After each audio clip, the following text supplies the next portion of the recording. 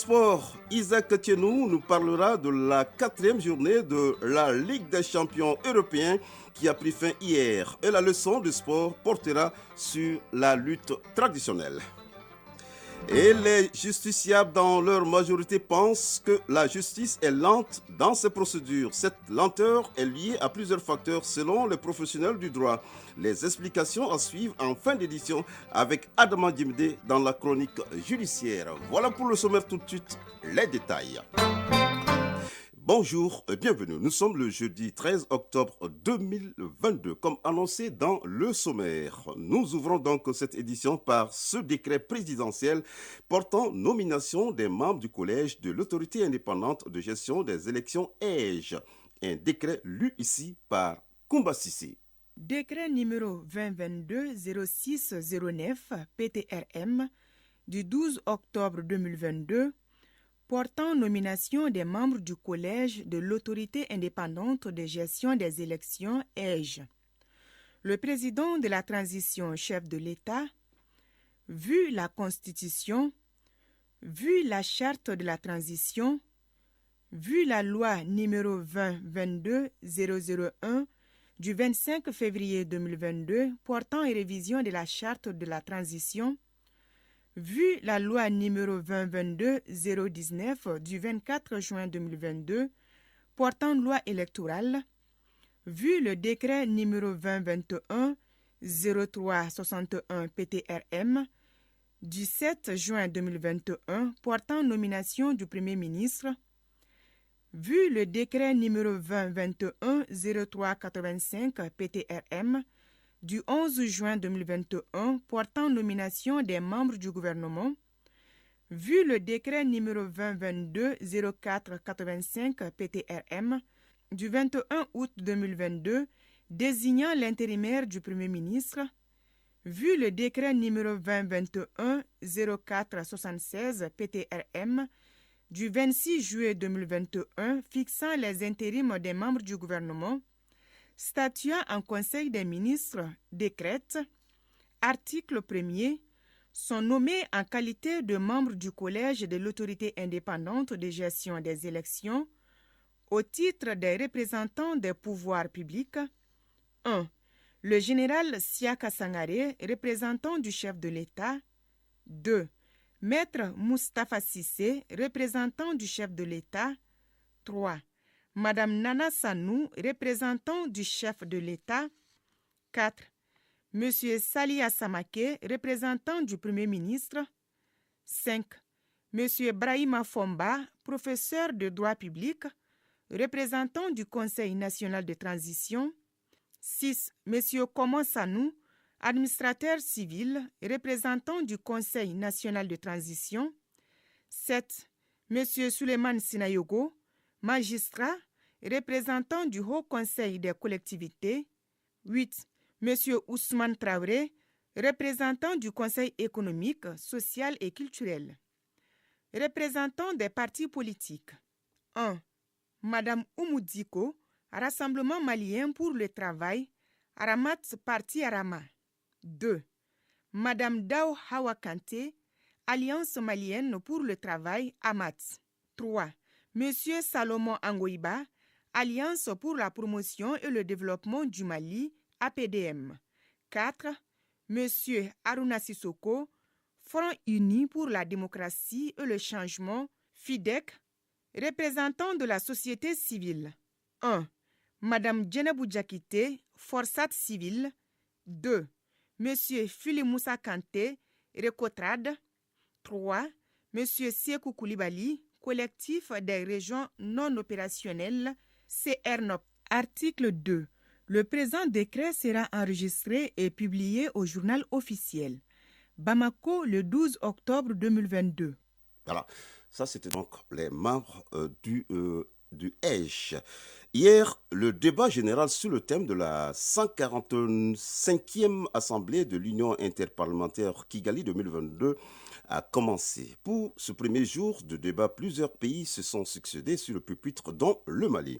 Sur cette thématique relative au genre, le président du Conseil national de transition, le colonel Malick Diaw, a rappelé l'importance que notre pays accorde à la promotion du genre. Il a également fait des contributions à l'endroit du comité exécutif de l'UIP. Le discours du président du CNT décrypté ici par nos envoyés spéciaux Fousseni Tunkara et Djelimagan Diabaté.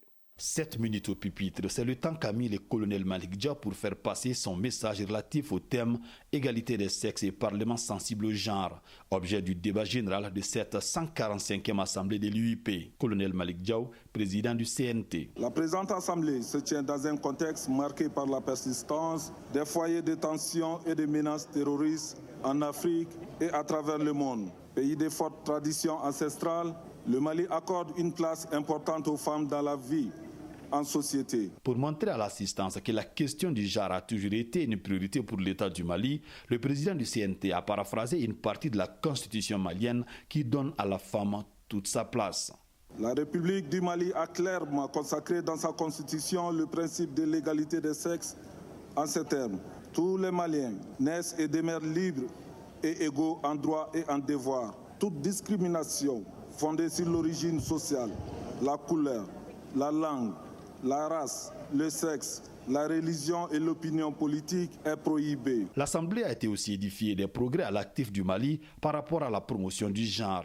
Des acquis qui se présentent sous plusieurs formes. Colonel Malick Diaw, président du CNT. Je rappellerai, entre autres, l'adoption de la politique nationale genre du Mali en novembre 2010. Elle vise à prendre en compte le genre comme principe de bonne gouvernance dans les politiques publiques, les programmes et projets nationaux, ainsi que dans les budgets. Dans cette optique, un programme budgétaire de suivi des actions en faveur du genre est opérationnel. Une autre initiative historique prise dans notre pays est l'adoption de la loi numéro 2015-052 du 18 décembre 2015 qui institue des mesures pour promouvoir le genre dans l'accès aux fonctions nominatives et électives. Elle vise à renforcer considérablement la présence des femmes dans toutes les sphères de décision. Au terme de ce débat général qui a commencé ce mercredi et qui se poursuivra les jours suivants, l'Assemblée va adopter un document final. Ce document final servira de feuille de route pour les parlementaires qui doivent normalement faire la restitution au niveau des populations.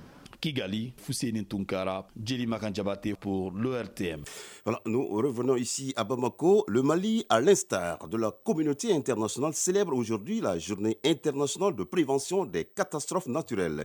Il s'agit à travers cette occasion d'inciter les différentes parties prenantes à s'impliquer davantage dans la prévention, clé de voûte de la réduction des risques de catastrophes.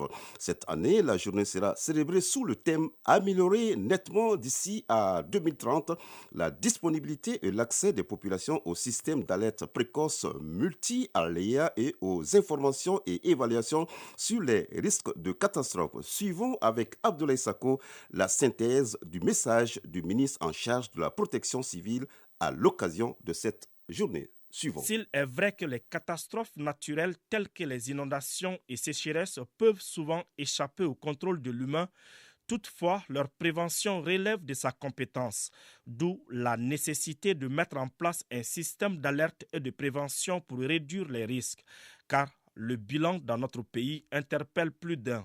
Général de brigade Daoud Ali Mohamedine, ministre de la Sécurité et de la Protection civile. De janvier 2022 au 12 octobre 2022, la Direction générale de la Protection civile et ses partenaires ont dénombré 4042 ménages sinistrés, soit 24 501 personnes victimes, dont 13 blessés et 7 décès, avec 2054 maisons détruites ou endommagées, 789 puits détruits, 2696 latrines détruites et 1142 hectares de champs de culture dévastés, avec le déplacement de villages entiers à cause de l'inondation. C'est justement pour matérialiser ces réponses qu'une batterie de mesures est mise en place par les autorités de la transition. Dans le cadre de l'alerte précoce multirisque, le Mali se dote peu à peu d'outils, de nouvelles technologies d'information et de communication en renforçant les structures productrices d'informations météorologiques ainsi que les services d'alerte et de réponse aux urgences. À la faveur du projet de renforcement de la résilience climatique Hydromède Mali, qui est une initiative du gouvernement du Mali et de la Banque mondiale, la plateforme d'alerte dénommée SOS Sécurité a été développée et se trouve en phase d'implémentation. Cet outil de dernière génération permettra aux populations dans les tout prochains jours de remonter tout risque sinistre ou catastrophe, où qu'elles se trouvent, et aux structures de l'État à leur tour de recevoir conseils, alertes et orientations en cas de danger imminent ou de sinistre aigu ou évolutif. Un Mali résilient aux catastrophes et aux effets néfastes des changements climatiques, c'est bien possible selon le ministre en charge de la protection civile. Écho de nos régions. En troisième région, près de 10 milliards et demi de francs CFA, c'est le coût de la deuxième phase du PAFA. Entendez programme d'appui aux filières agro-pastorales. Un programme lancé hier à Sikasso. Objectif, consolider les acquis en matière de promotion des filières lait et pommes de terre. La deuxième phase du PAFA dure 48 mois et couvre les 7 cercles de la collectivité région de Sikasso. La cérémonie de lancement a enregistré la présence des préfets et des présidents des 7 conseils de cercle de Sikasso. Moustapha Doumbouya. La deuxième phase du PAFA, programme d'appui aux filières agro-pastorales, est cofinancée par les coopérations suisses et luxembourgeoises à près de 10 milliards et demi de francs CFA. Cette deuxième phase s'étend sur 48 mois et couvre les 7 cercles de la collectivité région de Sikasso. Elle est mise en œuvre par LuxDev sous la maîtrise d'ouvrage du conseil régional de Sikasso. Yaya Bamba, président du conseil régional de Sikasso. Le PAFA 2 a pour objectif global de contribuer à l'augmentation du revenu des exploitations familiales, agro-pastorales, des entreprises et des personnes les plus vulnérables dans le sud du Mali.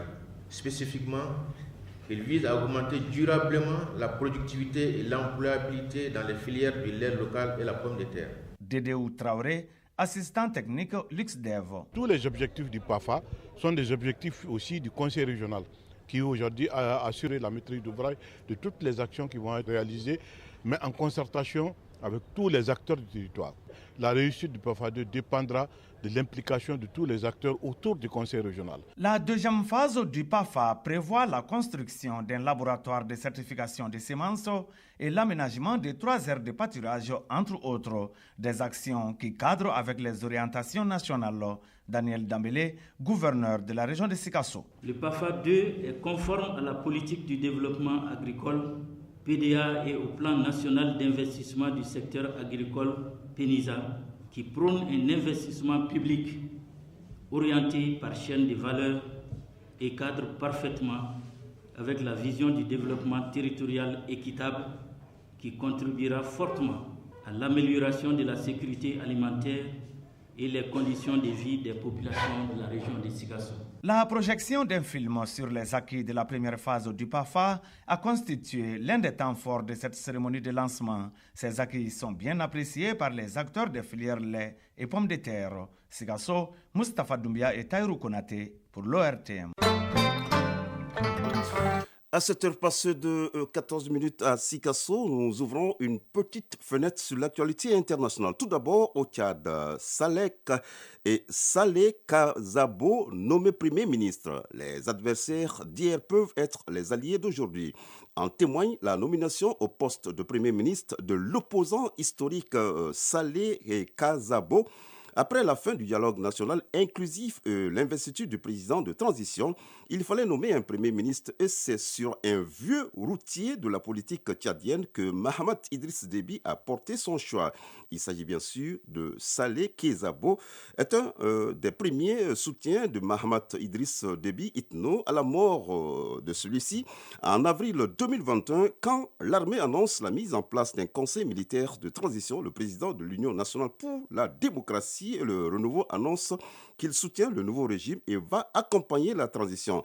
Un choix diversement apprécié même dans son propre camp, mais le vieux renard qui a fait de la politique sous tous les régimes depuis les indépendances ne change pas de cap. Au Bénin, les syndicats dénoncent le vote d'une loi contre le droit de grève dans certains secteurs.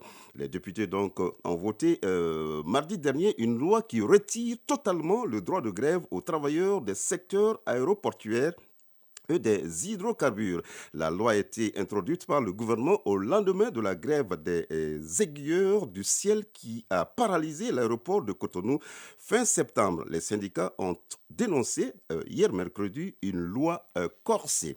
Enfin, l'Assemblée générale des Nations unies a condamné hier avec une large majorité les annexions illégales de territoire de l'Ukraine par la Russie, après que Moscou a opposé son veto sur un texte similaire présenté au Conseil de sécurité. L'Assemblée générale des 193 États membres réunis en urgence depuis lundi a adopté cette résolution avec 143 voix pour 5 face à 5 pays contre, et enfin 35 qui se sont abstenus, parmi lesquels la Chine, l'Inde, le Pakistan et l'Afrique du Sud, malgré les efforts diplomatiques des États-Unis. À présent, la page des sports.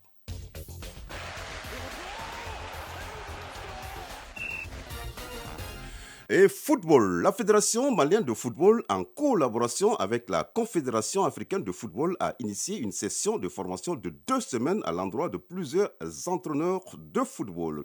Hors du continent, la 4e journée de la Ligue des champions européens a pris fin hier. Après le Real Madrid et Manchester City, mardi, Naples, Brugge et le Bayern ont emporté leur ticket pour le tour suivant. Le résumé de l'actualité sportive, c'est avec Isaac Chenou. Ligue des champions d'Europe, la 4e journée de la phase de groupe a pris fin hier.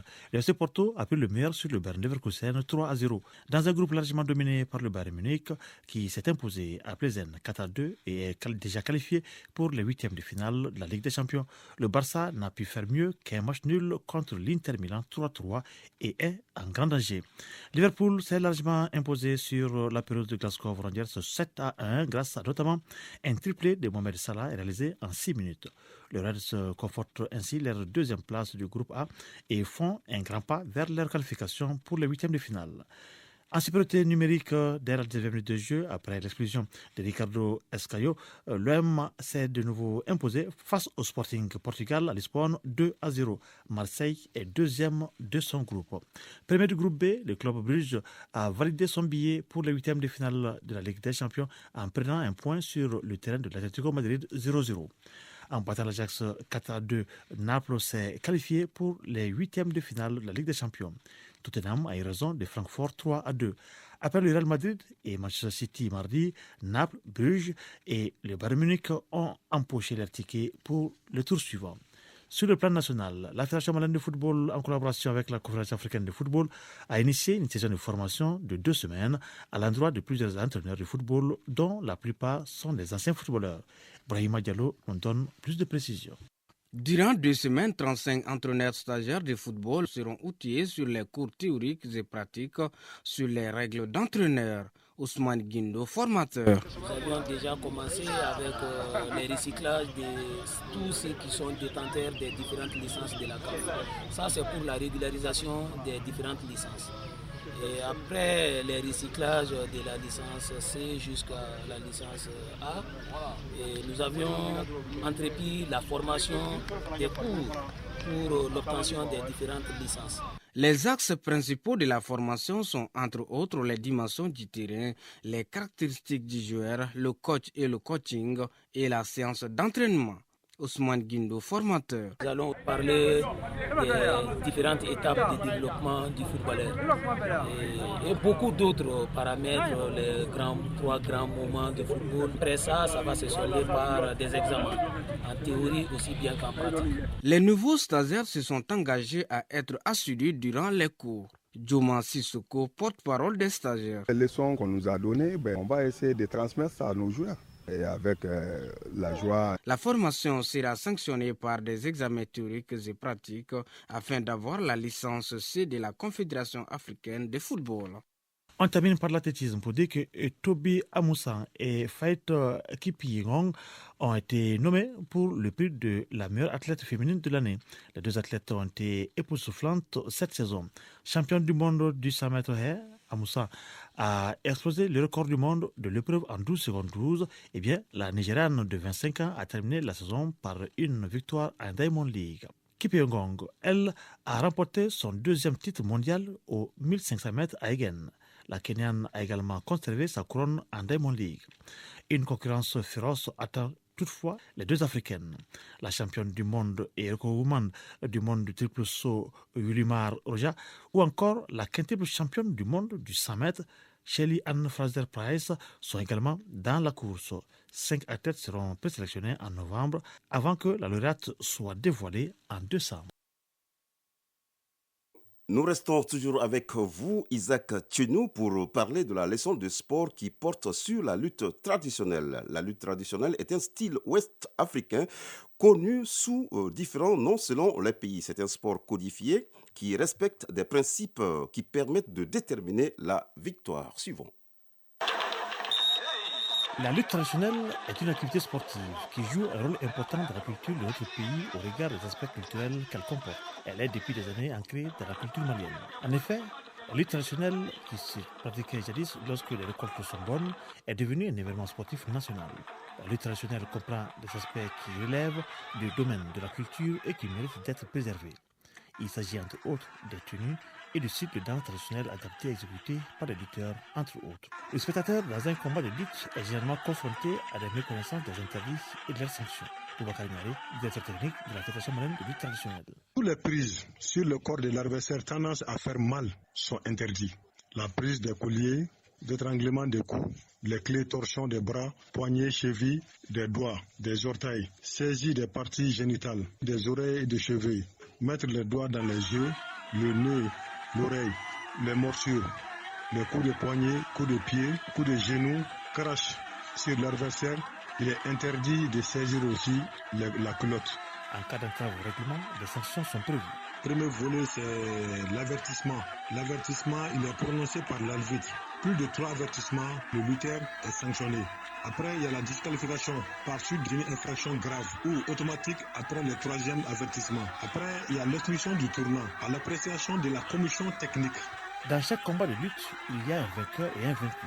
Boubacar Niaré nous explique dans quelles conditions un lutteur est terrassé. On est vaincu par terrassement sur le dos, la tête, les fesses, même sur action propre de l'attaquant. Par terrassement sur le ventre, sur les côtés, les 2 genoux et une main, les 2 mains et un genou. Par 3 appuis au sol, autres que les pieds. Par abandon de l'adversaire. Par forfait, après 3 appels espacés d'1 minute. Par avertissement pour non-combativité et pour faute grave. Pour anti-jeu et fuite de l'air de combat après 3 avertissements successifs. Un combat de lutte est assez spectaculaire. Les entrées dans les arènes ou dans les aires de combat par les lutteurs s'accompagnent toujours par des gestes susceptibles non seulement d'attirer l'attention du public et d'autres lutteurs, mais aussi de mystifier les adversaires ou impressionner les spectateurs.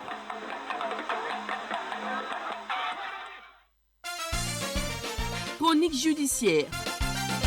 Les justiciables, dans leur majorité, pensent que la justice est lente dans ses procédures. Cette lenteur est liée à plusieurs facteurs selon les professionnels du droit. Certains dossiers relatifs au crime nécessitent des enquêtes poussées qui prennent trop de temps. Toutefois, cette situation semble préjudiciable aux citoyens. Chronique judiciaire en rediffusion, une réalisation d'Adama Djimde. Au niveau des tribunaux et particulièrement à la cour d'assises, certaines procédures sont très lentes. Elles sont aussi complexes que sensibles. Ces procédures constituent l'ensemble des formalités requises pour la validité d'un acte ou du déroulement d'une action en justice. L'une des raisons de cette lenteur demeure l'insuffisance des juges qui sont peu nombreux à traiter les dossiers qui leur sont soumis. À cela s'ajoutent d'autres facteurs. Ishaka Keita, procureur de la République près le tribunal de grande instance de Mopti. Le temps de la justice n'est comparable à rien d'autre. Il s'agit de la recherche de la vérité. Les procédures criminelles sont les plus compliquées. Les personnes poursuivies pour des crimes courent de lourdes peines. Donc pour cela, il est important qu'on prenne tout le temps qu'il faut pour rassembler suffisamment d'éléments pour éviter des erreurs, pour éviter, n'est-ce pas, de condamner un innocent ou d'acquitter un criminel. Donc c'est pourquoi la loi elle-même a organisé la chose de telle sorte que, franchement, ça s'étale un peu dans le temps. S'agissant des dossiers impliquant des criminels, cela nécessite des enquêtes et des investigations afin de déterminer la juridiction appropriée. D'abord, il y a une instruction qui se fait au niveau du tribunal de grande instance par un juge d'instruction. Lorsque on retient effectivement des éléments qui peuvent constituer un crime, et donc la procédure remonte à la cour d'appel pour être encore examinée par la chambre d'accusation, donc qui est une juridiction d'instruction au niveau de la cour d'appel. La chambre d'accusation reprend, vérifie si elle estime aussi que les éléments révélés par l'enquête jusque-là correspondent effectivement à une qualification criminelle. L'affaire est programmée pour être jugée par la cour d'assises. La lenteur des procédures judiciaires est une situation préjudiciable aux intéressés qui, dans certains cas, pourraient être acquittés. Ishaka Keita, procureur de la République près le tribunal de grande instance de Mopti. Il n'est pas normal qu'on garde prison pendant plus de 3 ans pour des faits criminels sans être jugé, sans connaître son sort. À titre exceptionnel, ce genre de situation arrive. On l'a vu dans un passé récent, des gens qui ont fait plus de 3 ans en détention sans être jugés, alors que c'est des faits criminels qu'on les reprochait. Maintenant, lorsque, après tout ce temps de détention avant d'être jugé, le jugement venait à vous déclarer non coupable, la personne qui a été détenue pendant tout ce temps, la personne peut éventuellement saisir, si elle veut, si elle le désire, l'État pour avoir réparation. C'est tout à fait possible. Dans la plupart des cas, beaucoup s'abstiennent à traduire l'État en procès. Ce communiqué avant de boucler cette édition, le ministre du Travail, de la fonction publique et du dialogue social communique.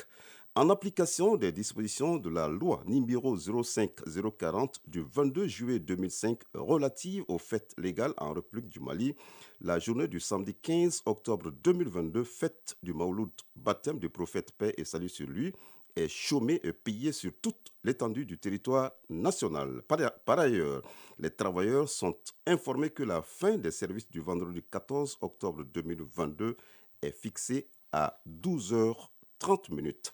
C'est la fin de cette édition à 7h passées de 28 minutes à Baourouleli. Sa mise en onde est assurée par Mamadou Boubacar Diallo, réalisation et coordination Brahma Traoré. Un journal présenté par Agibou Koulibaly, mise en ligne Tamsir Diabaté et toute son équipe. Nous avons eu le plaisir de vous présenter cette première édition à 13h. Rendez-vous pour la deuxième édition de Mali Actualité. Merci de nous avoir accordé de votre temps. Ne décrochez pas tout à l'heure la couleur du temps avec Ismaïla Sissé, suivi des avis et communiqués, une présentation de Moussa Koulibaly.